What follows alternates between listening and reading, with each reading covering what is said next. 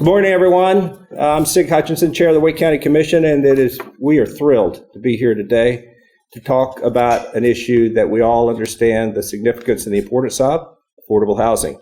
And today we're specifically talking about a new program, Wake County's Affordable Housing Preservation Fund. Now, we all know that, like so many other places, affordable housing is in crisis. And getting people in the appropriate homes at the right time is essential for all of our communities to remain healthy. And to that end, we can't wait here in Wake County. So from that standpoint, we've been creative, we've been collaborative, and we've been working for solutions to continue to address affordable housing right here in Wake County.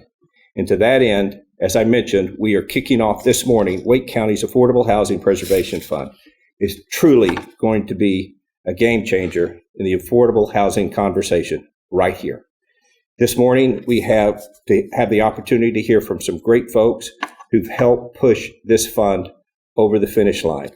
I want to take just a moment and recognize some of these speakers and dignitaries that are here today, and then turn it over to Commissioner Adamson to continue our comments. First, I mentioned Commissioner Adamson. We also have Commissioner Susan Evans, Commissioner Maria Cervania. We are also very honored to have the Mayor of Raleigh, who is a very strong partner in this whole effort, Mayor Marianne Baldwin. Now, I do not see any more city councilors here. Okay, good. We got that covered. And we've also have a lot of private partners who, sorry? My vice chair. Shaneka Thomas is also with us. Thank you very much. All right. So in addition to that, we have some private sector partners who are here with us. First, the Self-Help Venture Fund is going to be our administrator of the fund. And to that end, we have Tucker Bartlett. Tucker, all right. And we also have JJ Froelich. JJ, you here? Back there in the back. Okay. From our investors group, who are actually going to be putting up the capital to help kickstart this, we have Morgan Gojanovic. Yeah, close enough. Go Janovic. Go Janovic. Okay, very good. Thank you. We also, and Morgan is the commercial relations manager at First Horizon Bank. We also have John Reisinger, middle market manager at Truist Bank, and we also have Mike Hughes, senior VP at Wells Fargo. Great. In addition to that, we have the staff from our Wake County Housing Department and the City of Raleigh Housing Department today, who've been working tirelessly behind the scenes to make all this possible. Now, to share some more details about the new program and the plan that's going to be moving forward, we have Commissioner Vicki Adamson. Let's welcome her up. Thank you. Thank you, Mr. Chair, and thank you to everyone who came out today for this announcement. This is truly an exciting day for Wake County. As the Affordable Housing Committee Chair, I'm excited to be here to kick off this historic effort to protect and preserve Wake County's affordable housing. Since 2010, Wake County has lost 59% of our units with rent below $750 a month. During that same period, the number of housing units priced over $1,000 a month has increased 163%. But I think everyone's aware of what we're seeing with housing inflation right now. This means, for example, in our community, finding a safe, stable place to call home puts a stress on budgets. At the current rates, someone who makes minimum wage in Wake County would need to work 114 hours per week to afford a modest one-bedroom unit at fair market price. This is not acceptable to us. Wake County has made historic investment in constructing new affordable housing and has funded nearly 3,000 units since 2019 when we created our housing department, including 1,000 last year, which was the most in 1 year the county has ever invested in. But there is no single solution to to the challenge of affordable housing. And it truly takes a village and community to address this issue. It takes multiple strategies and initiatives. And while creating these new units is unprecedented achievement, we must also preserve the units that has already affordable and ensure they remain that way for the foreseeable future. Imagine you had a leaky bucket with a hole in the bottom. If you don't fix the hole, all that water will just continue to run out the bottom. While there are restrictions on how high rent can be for affordable homes when they're created, those restrictions eventually expire. And when they do, investors can purchase those properties and turn them into market rate units. And of course, with Wake County being one of the best places to live in the country, these investors are particularly attracted to our market. So when we look at preserving affordable housing, we are competing with these investors. It's also critical for our business community to have affordable housed workforce willing to support the economic job growth within our community. That's why in October of last year, and it feels like it feels like a long time ago, but not so much, Wake County invested $10.5 million with $4 million from the city of Raleigh to create the Wake County Affordable Housing Preservation Fund. Self-Help has worked over the past 12 months to grow and extend the fund. So it's ready for developers to apply for funding to protect their affordable housing.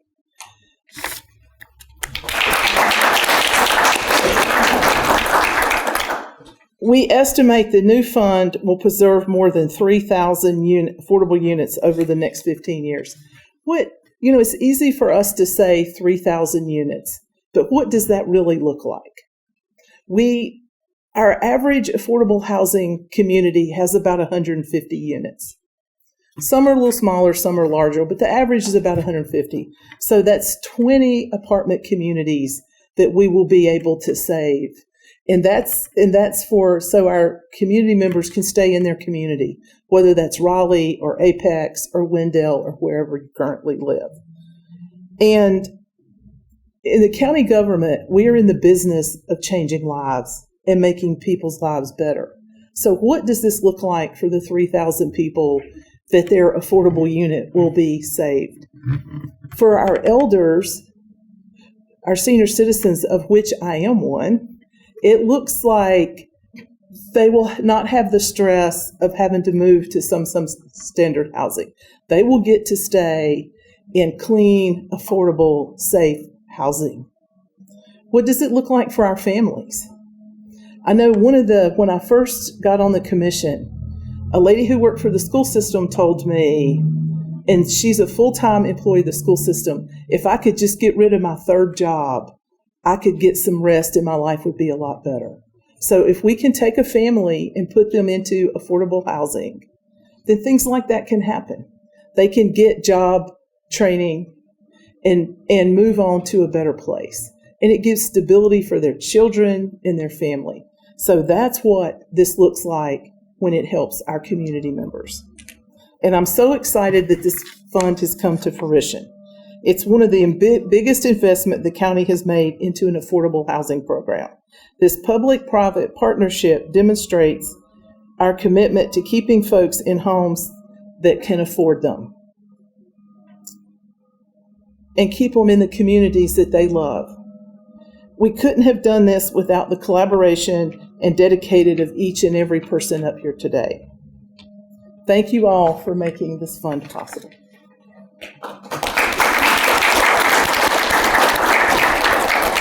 Now I'll pass it over to Mayor Baldwin, who I'm sure is just as excited about this as we are.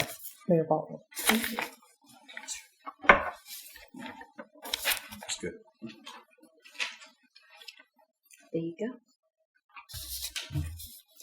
Good morning, everyone. We all know how important affordable housing is in Raleigh. Housing is essential to family stability, improved educational opportunities, and career advancement. If you're not living in a stable environment, how can kids thrive? How can they study? Where's their next meal? Providing stability is the most important thing we can do. We all know that Raleigh is growing, Wake County is growing, third fastest growing city in the country. That presents some challenges. And one of the challenges is continuing to grow our housing supply and continuing to protect the affordable units that we have. The City of Raleigh approved a affordable housing bond in 2020 with 73% of the vote. This has provided $80 million from 2021 until 2026 to do a multitude of things. Build new units, help people with first-time home buyers down payments, providing funding for repairs so seniors and the disabled can stay in their homes. We're also committing funding to preserve housing. Right now, we're losing affordable units faster than we are adding them, but together, the county, city, and our private and public groups who are here today are working to find creative solutions. We are committed to building new units, but we're committing to preserve, and we've already started. The City Council has voted to partner with CASA to help them acquire and preserve Governor's Gardens apartments. First, I think that's it's like we already started. We're going, we're moving forward, and this has to be one of our top priorities. I just want to say that finding innovative, accessible, and urgent, may I say the word again, urgent solutions to affordable housing is a top priority for the City of Raleigh. But we can't do it alone. The generous investments made by Truist, Wells Fargo, and First Horizon banks to the Affordable Housing Preservation Fund will move us all closer to our goals. This fund is exactly how we want to be investing our local dollars. Just want to mention something else, too, that is not related to this, but I was at another news conference earlier today, and Wake Med has opened its new community health center. This is going to be, it is beautiful. This is going to treat people who are unsheltered, people having mental health crises. It is peaceful, it is tranquil. They will get the best care possible. And when I look at what we're doing to address housing affordability, but also what we're doing to address mental health and other issues, we've made some very significant strides. And I just want to commend everybody for their work and commitment to ensuring that we move forward, but we don't leave people behind. Thank you.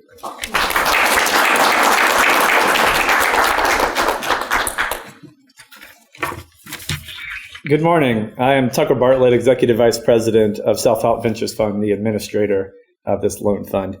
I first want to hit on the point we've heard about the crisis of affordable housing. It's a crisis that takes the whole community coming together. So I think this fund is a great example of government, the county and the city together, the nonprofit sector, Self-Help's a nonprofit, and our private banks, First Horizon Bank, Wells Fargo, and Truist, all coming together to solve a community problem. This is what it's going to take. It can't be one sector by itself, and these loans will go to nonprofits and for-profit developers who are committed to preserving affordable housing. So I first just want to recognize and thank all the partners for coming together to find new collaborative partnerships to address this serious problem. Self-Help is a national community development financial institution headquartered in the Triangle. Serving as administrator of this fund goes hand in hand with our mission to create and preserve economic opportunity for all. Our commitment to Wake County goes beyond this loan fund. For example, just yesterday, Self-Help broke ground on the Beacon Point project in southeast Raleigh. This portion of the Beacon, this project will add a Self-Help credit union branch, a health clinic, and many small businesses, including one that's already committed, a Black woman-owned small business. And this will complement the great work already catalyzed by the leadership of Southeast Raleigh Promise that has 120 affordable housing units, an elementary school, and a YMCA. This is an example of the type of holistic approach we need to take to our community. It's not just housing, it's not just health, it's not just education, it's everything combined. This branch that Self-Help will open in Southeast Raleigh will be our second branch in Wake County.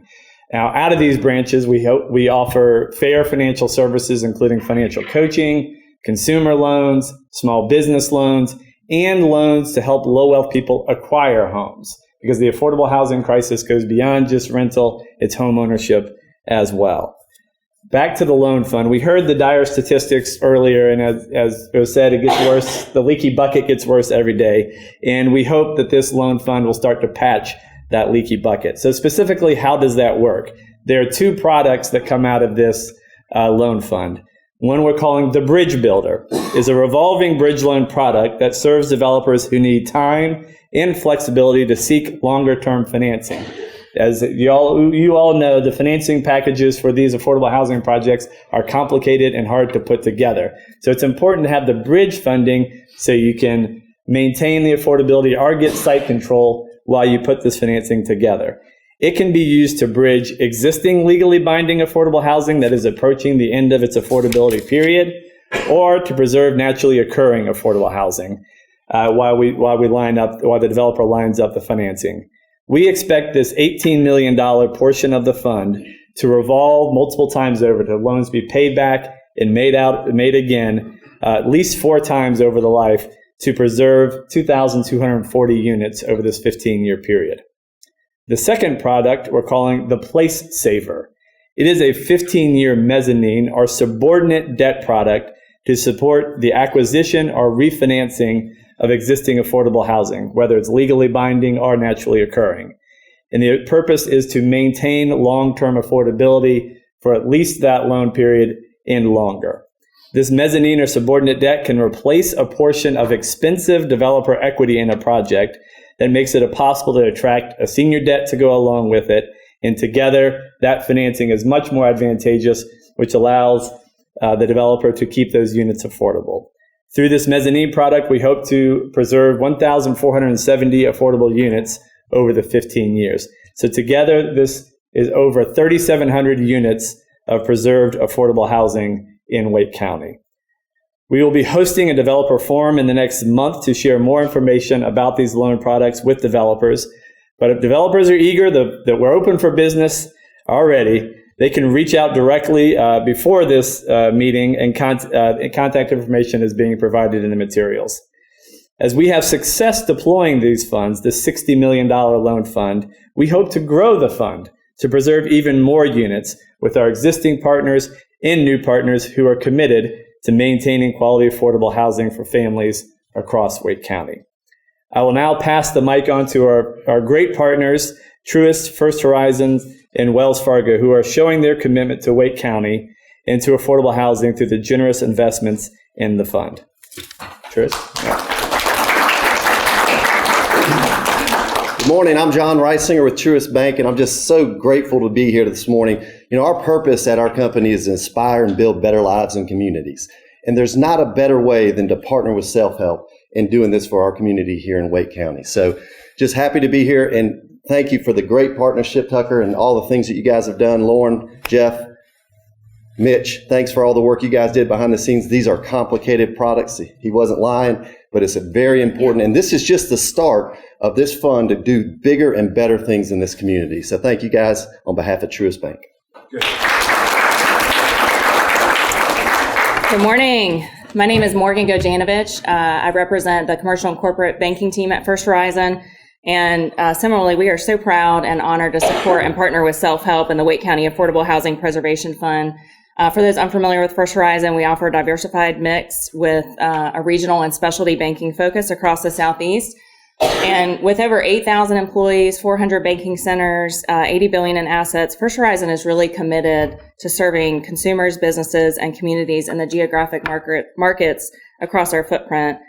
As a Wake County native, born and raised in Raleigh, This area is really near and dear to my heart personally, and I've seen tremendous growth over the years, and I know it will continue. So it's critically important that we plan for, we invest in affordable housing to make sure that this area continues to remain one of the best places to live and work in the country.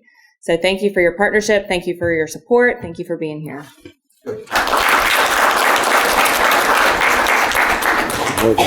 Good morning, and thank you. I'm Mike Hughes, Senior Vice President, State and Local Government Relations for the Mid-Atlantic at Wells Fargo. I'm delighted to be here today for this special announcement.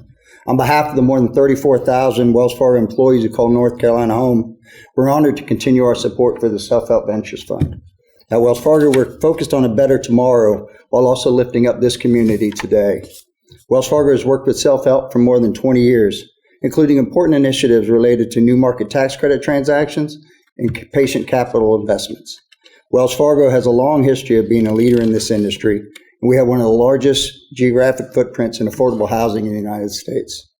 Our support of affordable rental housing has helped improve access to housing in cities across the country, assisted in neighborhood revitalization, and we remain steadfast in our continued commitment to provide financial support for more and improved affordable housing options. Our commercial real estate's team commitment to affordable housing industry is evidenced by the magnitude of capital we have committed year after year. We're one of the top low-income housing tax credit investors in affordable housing over the last decade. Through our community lending and investment team, Wells Fargo invested $1.8 billion in low-income tax credits in 2020 and $2.6 billion in 2021, a 44% increase year over year. We're also proud to have provided Self-Help with $3.5 million grant through our Open for Business Fund in 2021. Wells Fargo's Open for Business Fund was a roughly $420 million small business recovery effort across the United States to help entrepreneurs recover and rebuild from the pandemic. Today, we're excited and honored to announce an additional patient capital investment of $10 million to the Ventures Fund to support self-help work in Wake County and other markets across the country. Our commitment recognizes the acute need for affordable housing in so many markets around the country, including here in North Carolina. Wells Fargo believes everyone should have a quality place to call home, which is why we're doing work to provide local communities with support and assistance to get more people into homes and quality rentals. Throughout this region and beyond, Wells Fargo is committed to creating better and more equitable communities. And that goal is made easier with partners like Self-Help. Thank you again for being here today, and now I'll turn it back over to Chairman Hutchinson. Yep, thank you. Isn't that amazing? I'm seriously, give it up for this. So I want to thank Mike. I want to thank Morgan and John Bartlett for being with us today. I also really want to thank our private sector partners, including Self-Help Venture Fund, Wells Fargo, Truist, and First Horizon for being with us through this journey. Huge shout out needs to go to Commissioner Vicki Adamson, as well as my Vice Chair, Shanika Thomas, and our Commissioners Evans and Servania. Just a quick note here, we have Philip Cash, who is HRA is the company he works with in DC. 6 years ago, we didn't even have a housing department here in Wake County. Philip came in and did a big study through an affordable housing task force. And as a result of that, now we have a very large, robust housing department led by Lorena McDowell, who's right here. Lorena, raise your hand, just let these folks know. And her wing person, Alicia Arnold. Alicia. And as the mayor said, we're so happy to have the mayor here. But, talking about what's going on with Wake Med, we have talked for 8 years and beyond about social determinants of health, of which number one is housing, because it's the most expensive part of our budget. But in addition to that, as the mayor said, healthcare, and making sure that everyone has the opportunity to have access to healthcare, transportation, good food, all of these things we are working on right here in Wake County. But today, we're starting with affordable housing. So once again, let's give it up for all of our partners. All of these folks will be available for interviews after the press conference is closed. However, if you have any specific questions that we can answer right now, the floor is open for any questions. Who's got the first question? Yes, please. Joseph Holloway, CBS 17. This question is actually for Commissioner Adamson. Please. So can you explain what all has happened over the last year? Obviously, you guys announced the fund. Yes. But then it took up until now for that official kickoff. Yes, when we started this fund, and I have to give credit to Jessica Holmes, who was the Affordable Housing Chair before me, because this was her initiative that I picked up and we ran with. And when it took, we work at the speed of government. And I think I call this the Lawyer Full Employment Act, because I think every legal counsel in Wake County had to look at it and bless it before we could move forward. And our initial goal when we launched this last October was $60 million, and that came out of our housing department. And that felt like one of those over-the-moon goals, and I was like, well, if y'all say so. Well, we are at we're at about $61.75 million right now. And that is incredible. And another reason I'm so excited about this fund is, one of the things I've noticed in the 4 years I've been on the board is when I first came in, food insecurity and education was, when we went to community events, what we always got asked about. Well, that has changed to housing. And a lot of our community groups, churches, nonprofits, want to help with the affordable housing crisis. Well, it's a huge dollar barrier to get into housing. If you want to work with food insecurity, it's a low barrier to open a food pantry, start making meals and giving them out. But now housing is another, it's expensive and people are concerned about it, but they don't know how to help. So this way, if you get 2 or 3 churches together and they want to raise a goal of, $100,000, then they could put that money in the preservation fund and we can, they can be involved and they can see their money help save an apartment complex. So that was another goal with this fund, was to give, our smaller nonprofits and churches who want to be involved an avenue to do that. That was a really long answer. Did I answer your question? Thank you. Very good. Other questions? Okay, hearing none, once again, these speakers and guests will be here afterwards to answer any specific questions or be available for interviews. We can't thank you enough for being here. We look forward to seeing it on the 5, 6, 6:30 news. And if it's Spectrum, it's 24 hours a day. So thank you for being here. Appreciate it.